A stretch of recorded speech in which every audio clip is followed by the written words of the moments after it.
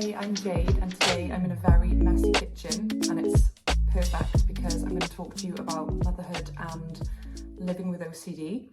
I was just about to clear down my whole kitchen and make it look really clean and tidy, that whole reset that you do when everything's been a bit wild, and I thought, I'm not going to do it. I'm going to be raw with you today. I'm going to show what it's really like being a parent with OCD, and just the fact that it's really tough and it can really get on top of you. I'm going to talk to you about my journey with OCD as a parent, how much better I'm doing today, some of the things I did, and I'm just going to talk to you about the general things that we think and feel when we're going through this wild journey. What's really tricky is that I would probably say that going through OCD and becoming a mother have been the two most challenging things I've faced in my life. And so when you combine those, it can make for a really difficult journey. And one of the things that strikes me is just how well I'm doing now that I've had my second baby versus my first. So now that OCD is in a really good place and it barely impacts my life anymore, it's quite staggering just how hard parenthood still is, even without all of the OCD suffering. I'm going to quickly show you how bad my kitchen is today, because if you're a parent at home and you're struggling to keep on top of everything and everything you see on social media is perfection, every person you see has got all their makeup on and they're in lovely clothes, like I just wanted to show up and be exactly how I look on a crazy Saturday. So you can see here just the absolute carnage of my house. There are boxes everywhere because we're moving. There is junk all over the floor. This is just my kids causing chaos. And I think it's important to see reality when it comes to parenthood. Even what I'm looking at here. So I'm balancing my phone on a coffee machine. There's food everywhere. There's junk.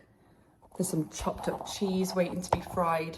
It's just wild. My laundry baskets are completely full. I am not on top of them at all. My kid is having a nap, so I'm recording this video for you, and it's really tough. And so the first thing to say is that if you're currently a parent, a mother, maybe you're in a relationship where your partner really helps out and you're doing a great job together, but it's still tough. If you're a single mum, I just want to say a very special message to you that, like, it's unbelievable what you're doing. To have endured severe OCD and being a parent with a co-parent who is brilliant with children was utterly the most difficult thing I've ever done in my life. And so for those who are battling it alone, I can't even begin to fathom just what you're doing, what you're going through. And I think the thing about single mums is there was actually a post on the OCD Recovery page the other day, if you follow on Instagram, just to say that, like, the reason that single mums often make quite quick progress with their OCD recovery is that they are just so unbelievably strong as people because of what they're having to endure. And whether or not you can relate to this, I found that once I became a parent, the fight in me just became times 10, because you have this person in your life who is growing and you're noticing how much they're changing and how rapidly and how fast. And you just think to yourself, I'm missing it. I'm really missing this. And if I don't do something now, I'm going to keep missing it. Whereas before I had children, 3 years could pass and it was only really the milestones that had me feeling like, oh no, another year's gone. But now that my children are growing, it's cut so much deeper. If I've had a hard year, it's like, oh, I feel like I've missed a year. And I think that we have to be really careful that is something that motivates us and gives us drive, but not something that makes us rigidly attached to the idea of recovery, whereby it essentially holds us back from recovery. Because with anxiety and OCD, the more that we want it gone, the more it tightens its grip. And it, unfortunately, is just how it works. You know, when you really think about it, anxiety is there to protect us, to kind of create a threat system, an alarm bell going off in our head. And if we're terrified of it being there and we don't want it there, it's only going to like intensify that feeling of this is bad, this is scary, this is wrong. So I would say that when my daughter was born 5.5 years ago, that's when I only first started working on my OCD recovery. I'd lived with it for about 10 years, so my whole adult life basically, and a lot of my childhood was in deep suffering with OCD, with no idea what I had, and just like living in terror every day. And I can't really overestimate just how bad it was. It was like it never left me alone. It consumed my life. Having had life coaching with OCD recovery, you know, I'm told that I'm one of the most severe out there when it comes to going through OCD suffering. It wasn't just a part of me, it was all of me. And so when I became a mother, it was a really sad time, because when I was pregnant, I found out I had OCD. I finally learned that's what it is. I thought everything was going to be better. And then when I held my first baby, I was just filled with terror. It was like, okay, quickly, like, get her dressed, get her safe, get her back in my arms. Like, everything has to be perfect. We have to make sure that she's all covered up and that I don't see anything that's going to make me uncomfortable with POCD. And just like, everything's got to be right, otherwise everything's going to fall apart.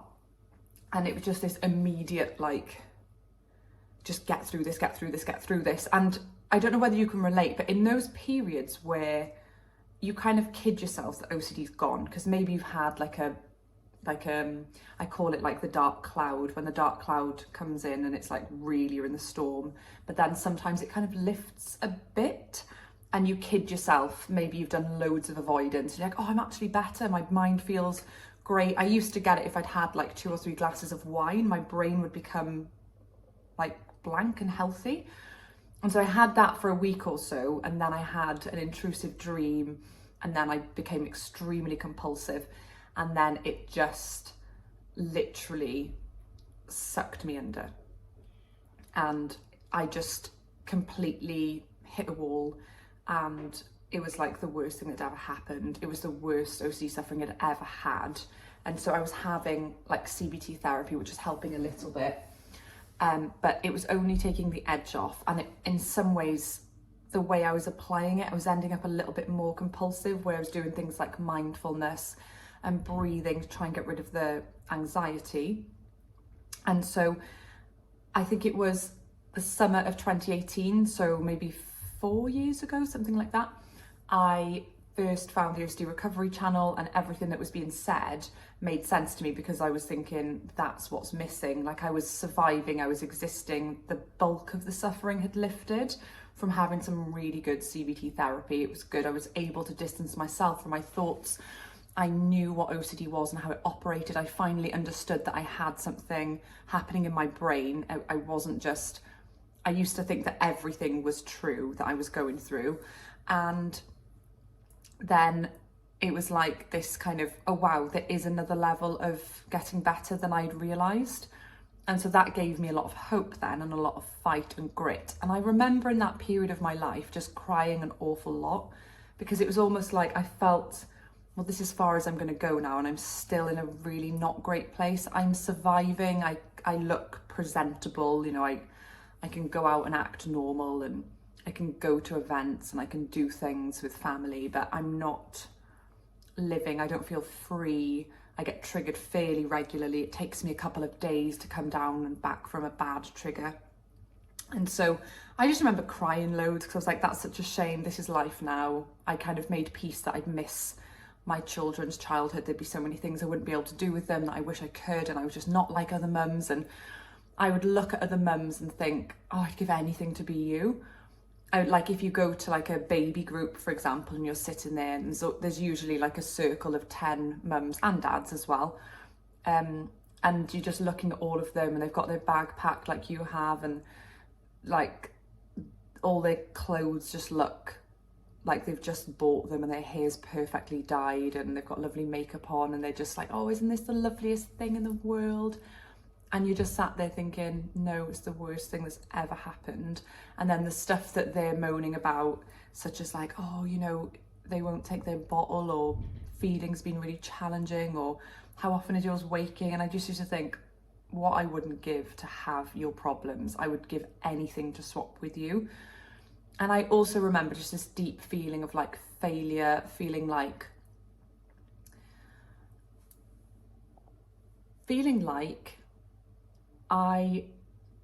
it was such a strange feeling to describe, but feeling like I was different and weird, and like I wasn't like them and I didn't belong there. And it was just like I would desperately want people to have had intrusive thoughts so that they could help me feel better, which was kind of a compulsion, obviously.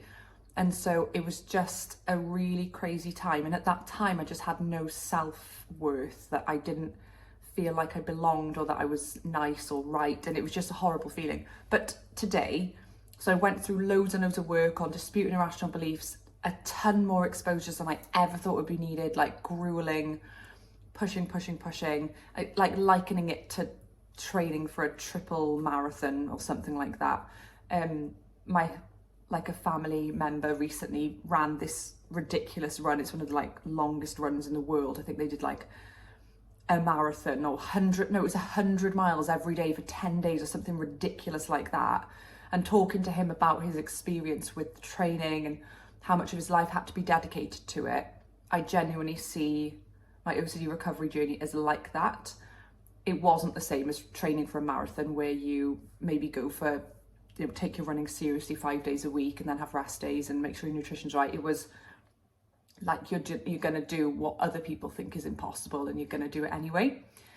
And I really want the message to be to parents, to mums, that what you feel like is your weakness is your strength. When you're getting through the day with your kitchen looking like mine, with your washing everywhere, with your kids screaming at you, you physically can't get things done because they just burst in and stop you and like add that extra layer of exhaustion, and they're waking you all night. Perhaps you're not sure you're ever going to sleep again.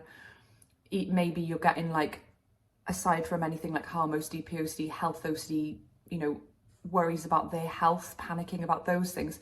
You may also be having like relationship OCD with them, where you're like, I don't know if I love them, I don't feel any form of connection to them, and all this stuff is just part of the journey. And your ability to keep going through the day, no matter how messy it is, you are still getting through it. And no matter what feelings come at you, I promise you that nearly 6 years into parenting, I look back on that time as a period of growth, transformation. It's made me an entirely different person. I'm far more compassionate to anyone in the world. I see the bigger picture in all things. I don't care about work. It has to be done, but I don't care about it at all. It's not important. It's just something we do that has to be done. I just think that like being a parent and going through what you're going through right now opens your eyes to things. And I have got friends in my life who've never really suffered in these ways, and their eyes are not open and they're not as compassionate as me. And like, it's something to go through, to be proud of, that you're even just making it through. And I think once you can start to see that the things you're feeling like are weak, that your brain is perhaps different than you would like it to be, and that parents seem to be having a better time than you, I think if you can reframe that to, wow, I'm getting through this, I'm putting one foot in front of the other, and then find the grit and determination to basically fight for your life and say, I'm not living like this anymore. That's what I said to myself over and over. And there was this Vampire Weekend song that just always takes me back to that place, where the main chorus says something like, I don't want to live like this, but I don't want to die. That's where I was at. It's just that realization of I'm not doing it anymore. And I think you have to get a little bit angry at it in a healthy way, like a frustration, like a tension, not like why is this happening to me? It needs to be like, I am doing this and I'm going to make peace with living like this for as long as it takes. I am comfortable if my OCD and anxiety gets a lot worse in order for it to get better. I'm going to live my life with OCD there, and it can hang out as much as it wants, but I am carrying on. I'm facing my fears. And so one of the best pieces of advice I can give you is having children presents such a great opportunity to do day-to-day exposures. So say yes to things that you want to say no to. It's a great strategy. So yes, have formal exposures in a plan, but also just stop saying no to things and be honest with yourself. Am I saying no to this because I don't want to, or is it because of OCD? Would I say yes to this if it wasn't for OCD? And if the answer to that is, I would want to do this if it wasn't for OCD, like, you need to go and do it, because your future you is thanking you. And I just want to end this video by saying it's such a hard period of life having young children. It's exhausting. You wonder if you'll ever get anything back of yourself. You worry about the fact that you have these dependents who you're going to have to think about for the rest of your life. You have to put someone else before you, and that's very difficult when you need focus and attention. It's very difficult to have to put someone else in front of you. But if you can use that as a driver, I want to get myself to a healthier position so that I can be there for these small people, so that they can see grit and determination and fight. I feel grateful for what I've been through. If either of my children struggle with their mental health in the future, they couldn't have a better parent to be able to handle that. And even now, when my nearly 6-year-old, if she starts to fear things, I help her move towards it. I help her make peace with feared scenarios. I talk to her about things rationally. I help her understand how the world works. I help her understand that different people have different beliefs, that it doesn't matter what anyone else thinks of her or what she can or can't do or what she achieves doesn't give her any more or less value. And it's all these interesting things, like, you can become such a great parent having gone through this journey. And again, a shout out to any single parents. I think sometimes when we're called, when single parents are called, oh, you're a hero, oh, you've got superpowers, I think it's rubbish. You're just like anyone else. And if you break and crumble at times, that is just how it's got to be, because you're not superhuman. You're a person under extreme pressure. And I just want to send you some love and strength. I actually had a friend over last night who's now happily married to one of my husband's friends. And she was talking to me about her experience having 2 young children as a single mum with some health problems. And she was almost looking back on it. She had a massive smile on her face because she was like, I'm so strong. I'm such a warrior, Jade. That's what she was saying to me. And she was giving me parenting advice and help on different things. And she was just saying to me, like, I can't believe that was me. Look what I did. Look how amazing I am. And she's a grandparent now. Like, they've had grandkids really young. And she was like, it's so lush because I get to go through this whole newborn stage, but I've got my awesome husband and we're in this together, and he's now experiencing what that's like to have a baby come into the family, and we're doing it together, and it's beautiful. And it was just so lovely and refreshing to see that a person who's been through that terribly difficult journey was like, oh, look at me, I'm awesome, I'm amazing. And so I can only imagine how hard it's been for you, given that it was the hardest thing I've ever done, not sleeping, not having that support. And I hope that you can navigate your way through these choppy waters and focus on your recovery, and just remember that you are of the strongest people in the world with what you're doing, but also you're not a hero, in the nicest possible way. You don't need to be a superhero. It's okay to say, I'm not handling this and I need help. And if you haven't got that help, I'm so sorry. If I was there, I would be over your house. And just to give you hope that nearly 6 years into parenting, when I had my 2-year-old 2 years ago, believe it or not, coming up to 2 years ago, it was the best, happiest moment of my life. I was absolutely blown away. It was just like, if euphoria exists, meeting her, that's it. I can't put, like, it's almost like all the fairy tales are real. And this should give you hope too. Like, when you're looking at those other parents thinking, I wish I was them, my experience with my second born, I feel like it's way deeper than those parents, because I was in deep joy at just the absence of devastation and terror. It was like, everything's normal. How amazing. I'm eating cheese on toast and my baby's sleeping on me, and life couldn't get better than this. And they're kind of complaining about X, Y, Z and going straight out and getting their nails done, and like, no judgment on anyone's choices, but I just really deeply connected with the experience of being a new parent, because I was just so blown away that my mental health was in such a good place that it was just the best feeling of my life. So again, if you're someone who hasn't got kids yet and you're watching this, like, do the work, work on your OCD recovery, and then it's going to be worth it once you have your child. If you've had a child and you plan to have more, then it can be different next time. Do some work on your recovery and enjoy the second or third or fourth. Or even if you're a parent with grown-up children and you're feeling sad listening to this, that you feel like maybe you missed out, I'm telling you, you didn't. Your kids still had an upbringing. You know, there's elements of my experience in the first 3 years of my first daughter's life that are actually deeper than how I'm experiencing things with my second born, because I was fighting through things. So I would be walking in the rain for like 4 hours, just like getting through it, and she was under her rain cover in the buggy, and I just couldn't go home because I was so terrified of all my racing thoughts.